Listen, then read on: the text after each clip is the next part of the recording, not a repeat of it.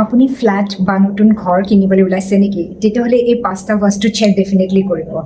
প্ৰথমতে আপুনি চাব ঘৰৰ মুখ্য দুৱাৰখন ভাল এটা বস্তু পদত আছে নে নাই কাৰণ বাহিৰৰ কসমিক এনাৰ্জি ঘৰৰ ভিতৰত এইখন দুৱাৰ দি সোমায় আৰু প্ৰভাৱ পেলায় দ্বিতীয়তে আপুনি চাব ঘৰৰ ব্ৰহ্মস্থানটো ফ্ৰী ফ্ল'য়িং হয় নে নাই কাৰণ ঘৰৰ ব্ৰহ্মস্থানটো হৈছে এনাৰ্জি চেণ্টাৰ ঘৰৰ আৰু ইয়াৰ পৰা চব এনাৰ্জি প্ৰত্যেকটো দিশলৈ যায় ইয়াত লিফ্ট ষ্টেৰকেজ বা ৱাল থাকিব নালাগে তেতিয়াহ'লে এনাৰ্জি ব্লক হয় তৃতীয়তে চাব আপোনাৰ নৰ্থ ইষ্ট দিশটোত খোলা আছে নে নাই তাত নেচাৰেল লাইট আহে নে নাই